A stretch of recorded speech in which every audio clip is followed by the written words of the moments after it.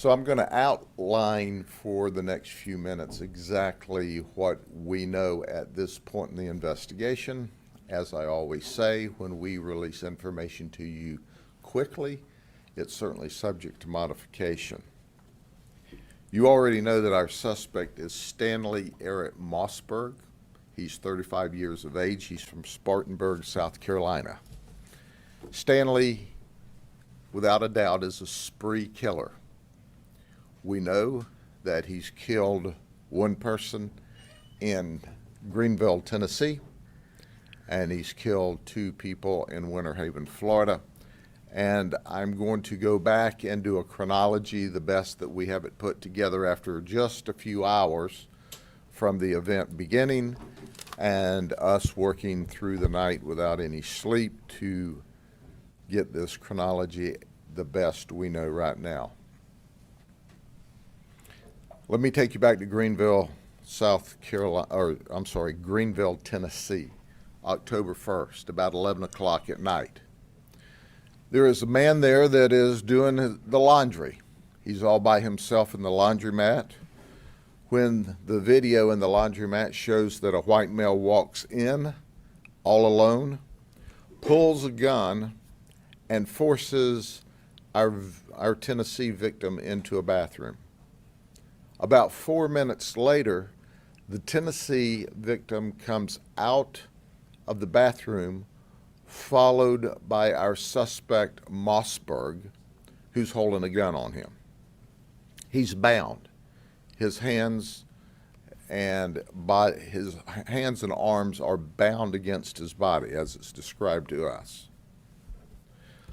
The suspect then picks up the victim's cell phone and follows the victim out of the front of the laundromat and out of view. About 2 o'clock in the morning, the victim's wife becomes concerned because her husband's not home from the laundromat, so she tries to text him.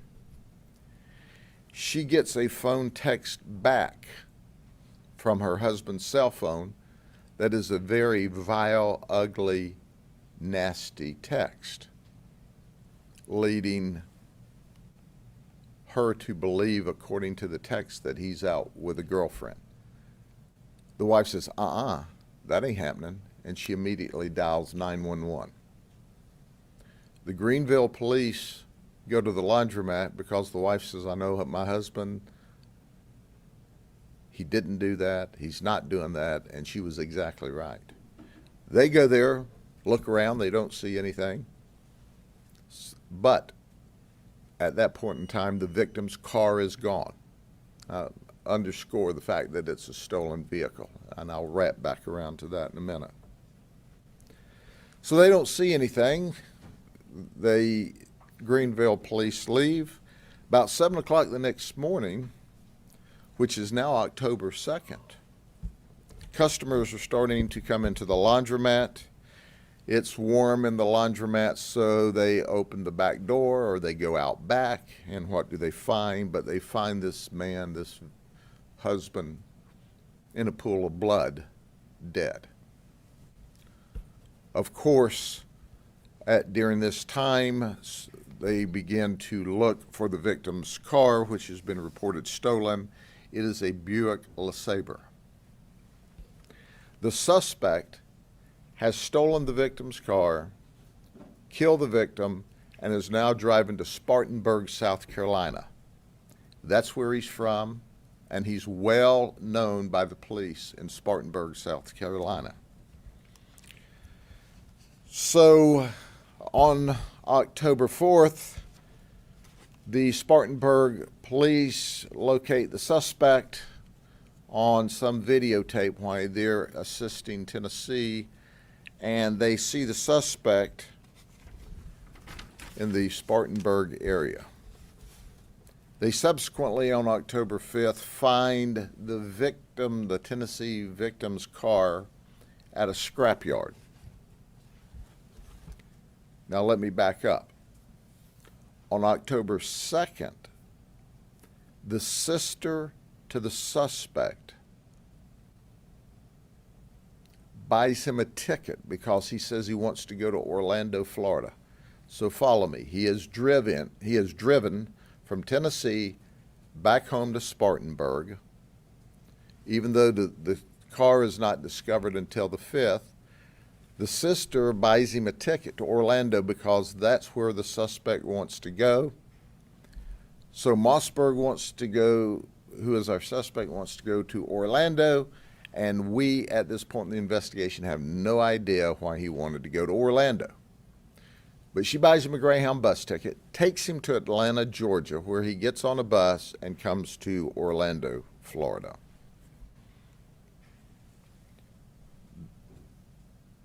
So from October 2nd to now we're at October the 11th, when we start getting information that, hey, a murder suspect by the name of Mossberg has pawned property at a pawn shop in Auburndale, Florida.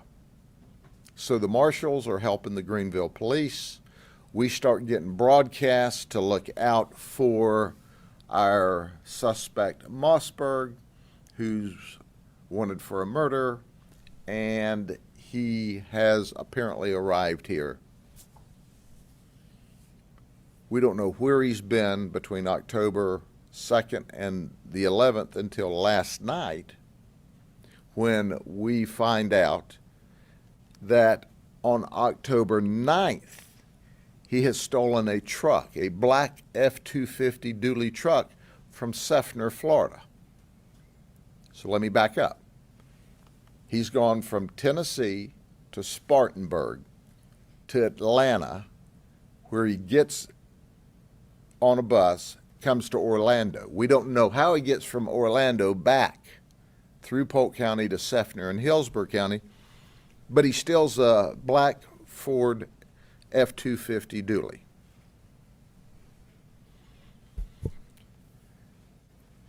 October 13th, at about 4 in the afternoon, the suspect is seen on Ring video on 16th Street Northeast in Winter Haven. Ring video notifies the owner that someone's prowling around in your yard. The owner goes out, confronts him, says, "Get out of here." And the guy leaves. That residence is contiguous to our victim's residence. So the suspects run off of the property at about 4 o'clock in the afternoon on October 13th, which is a Sunday. Now it's 10:30 p.m. on October 13th, when I'm going to refer to 3 victims. Our live victim arrives home. When our live victim arrives home, he hears our female victim number 2 say, "Just do what he says and he won't hurt you." So the first he knows there's problems, our live victim knows there's problems, is when he walks into his home, and he lives there with 2 friends, a male and a female. And he sees the victim, female victim, bound in a chair. The suspect Mossberg approaches our live victim and says, "I have guns and knives, and I'll kill you if you resist me." The suspect begins to take our live victim through the house, and that's when he sees the female tied to a chair with her hands behind her back. Our suspect Mossberg tells the live victim, "Don't look in the master bedroom. You won't like what you see in there." He takes our live victim into, if you will, kind of an office where there's a small safe, there's computers, and he begins to rip the cords out of the computers, and now he's tying our live victim into a chair. He demands money and valuables. They give him the combination to the safe. There's very little in there other than important papers such as passports. Now we're into a period of hours where the suspect is now threatening our live victim. I know you have more. I know you have more. The victim saying, we don't have any more. Then during this conversation, our suspect Mossberg says that victim one, who is the male in the master bedroom, tried to fight back. So I made him suffer before I killed him.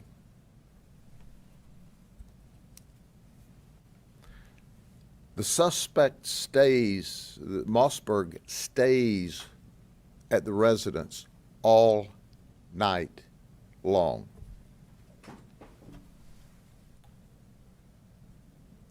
A period of time later, through the night, understanding that our victim's elderly and sick and on medicine, our live victim, the suspect comes back to the live victim and says that he's killed our female victim, number 2. But he did it quick because she was cooperative. He knows how to kill people quick. He has slashed and murdered both of these victims.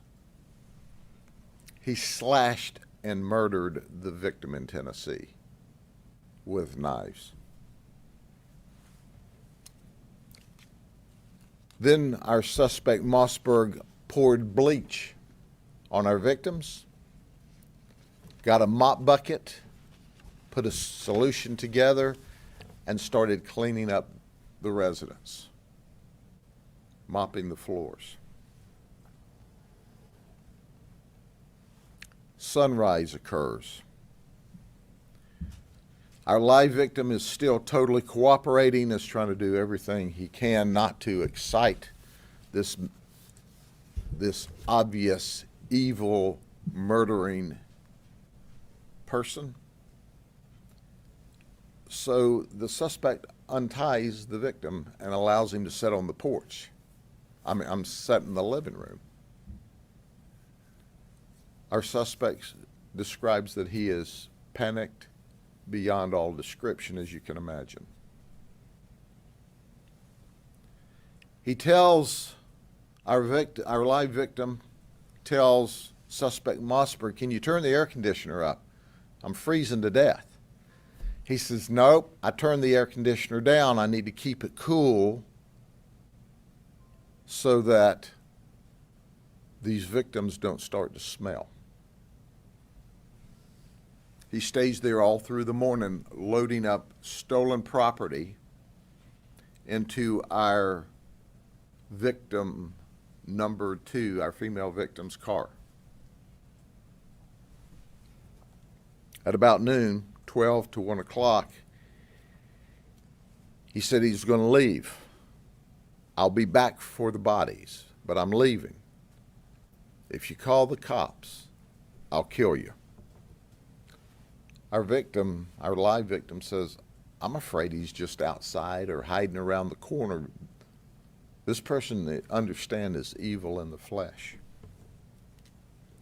So he stays on the couch from about 12 to 1 o'clock through the afternoon. At about 6 p.m., he breaks and runs to the neighbor's house and dials 911. When he dials 911, of course, we respond and we determine what's another stolen vehicle. So we're now at 3 stolen vehicles. So, but he's stolen the vehicle and he's left. That's when our live victim tells us that he walked into the house and the lineage of what occurred. So our deputies are there, and Captain Horseman, who is in charge of that district, is in his patrol car riding the perimeter because we're looking for the suspect. We're trying to tend to our live victim and do the best we can for our dead victims. We've got broadcast and bolos out.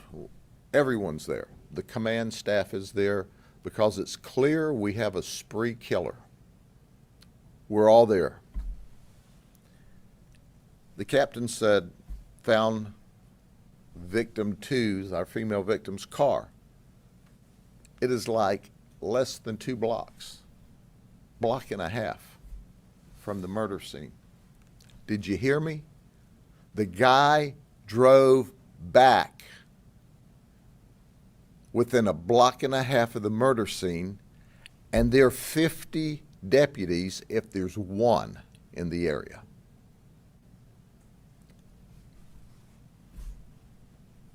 I walked over there thinking that the captain had just discovered the vehicle. He said, that vehicle there, the victim's vehicle, wasn't there 2 minutes ago because I just made the block. I went up, put my hand in front of the grill thinking, you know, certainly this car had to be here. No, it was just parked there exactly as the captain said. We don't know how many lives the captain might have saved by finding that vehicle that quickly, because obviously we set up a perimeter. And where is our black F-250 dually? It's behind the gate, spray painted with cans of white paint. The perimeter is set. We have 4 deputies and detectives that try to go in the house and clear the house. We found witnesses, people that live in the house.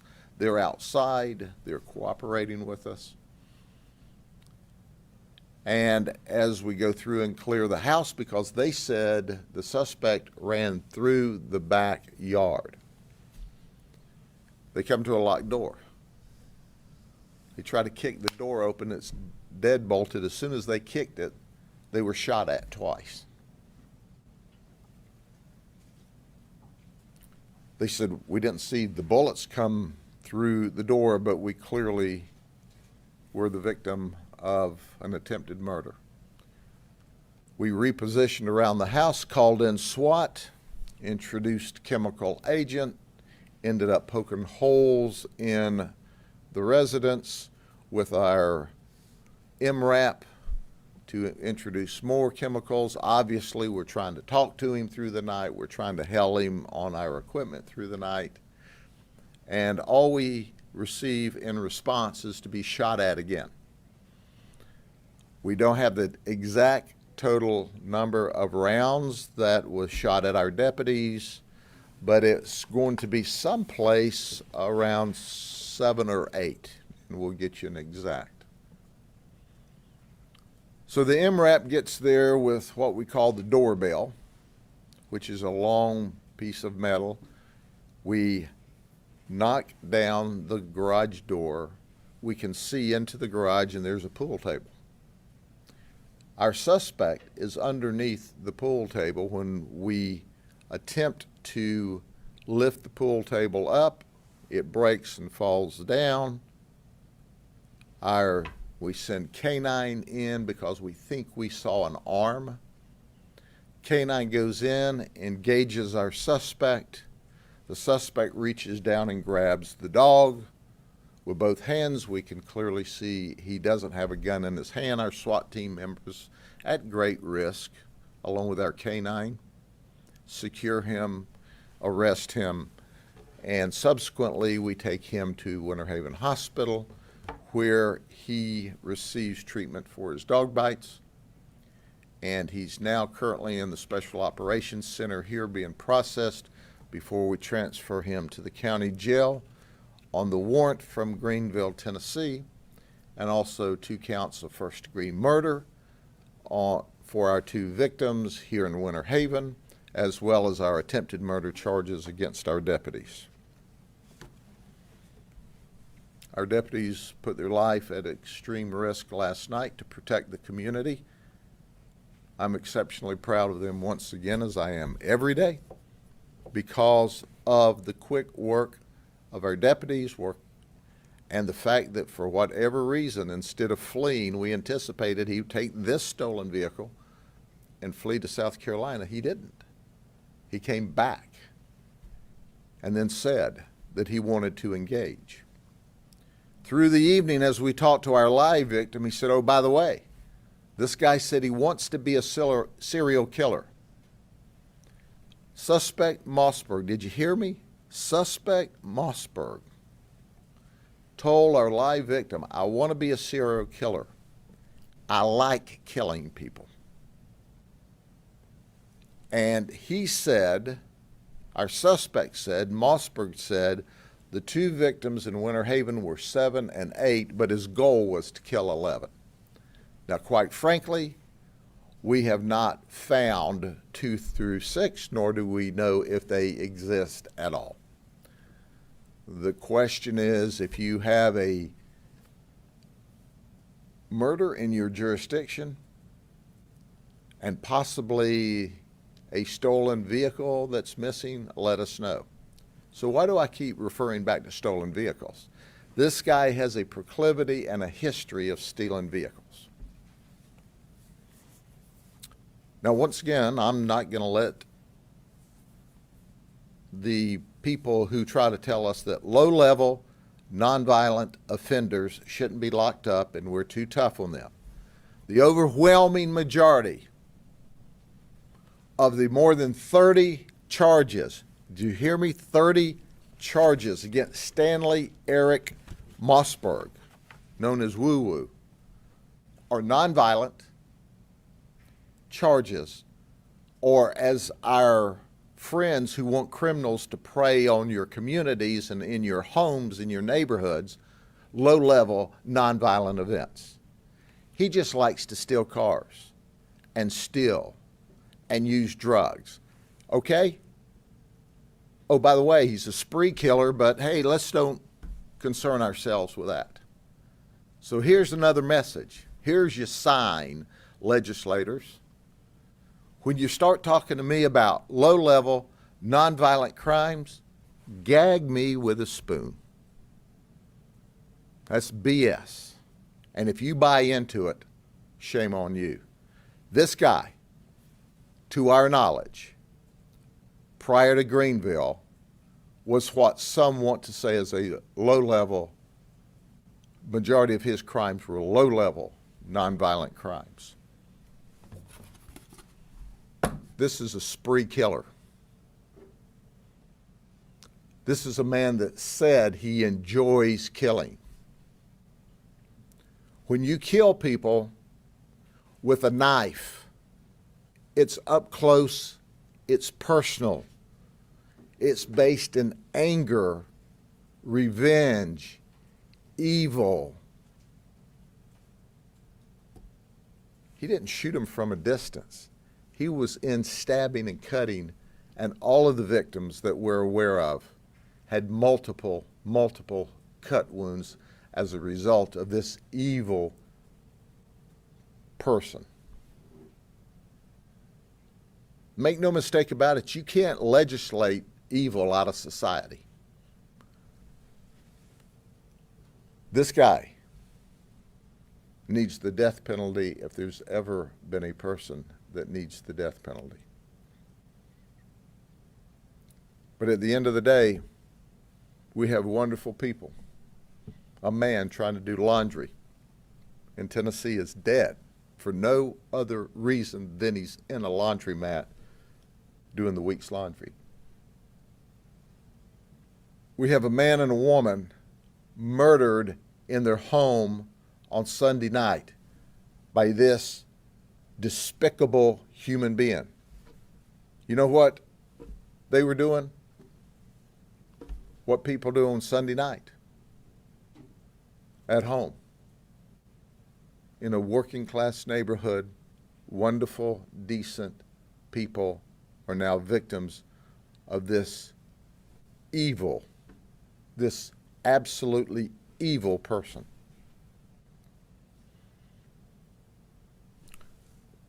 The one some want to call low-level, nonviolent offender. The investigation's ongoing.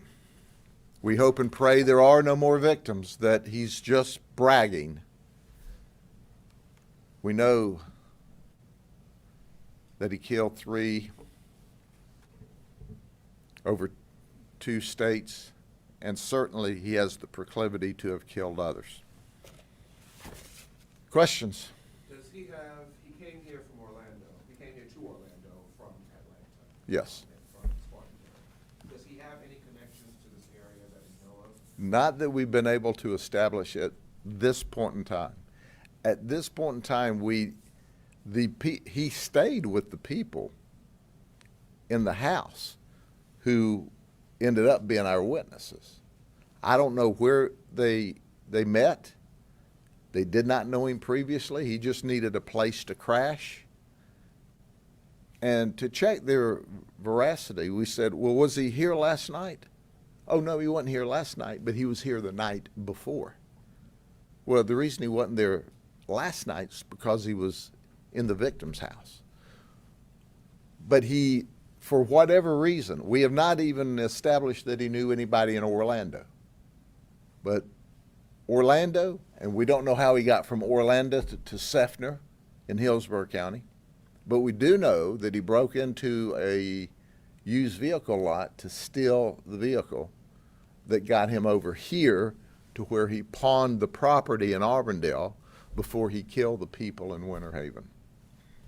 Sheriff, he's talking to detectives, correct? We're attempting to interview him at this time. I don't know if he's talking or not.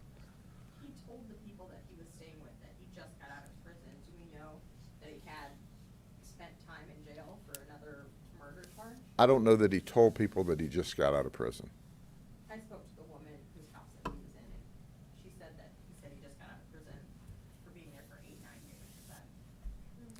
I have no idea at this point. Understand, this all started last night, and we were involved in a manhunt. Your colleagues were there. You know what I told your colleagues last night after they did their 11 o'clock stand-up? Get in your truck and leave, because we didn't know where he was. But we knew that we had all of his vehicles, and we knew he liked to steal vehicles, and we knew he liked to kill people. And the last thing I wanted is for him to take one of your vehicles, kill you, and say, I got a camera, I can video this if I want. So I don't know about that. That's investigation that will happen in the next few days, because we have been in a full court press to, one, find him. When we found him, then to safely get him into custody. And now we'll do all the background. So he ended up stealing 3 vehicles in total? That were F-250, our victim's vehicle, and the Buick LeSabre out of Greenville that we know of. That's just what we know of. There's a lot we don't know at this point in the investigation. Okay? Thank you all very much. Have a good day.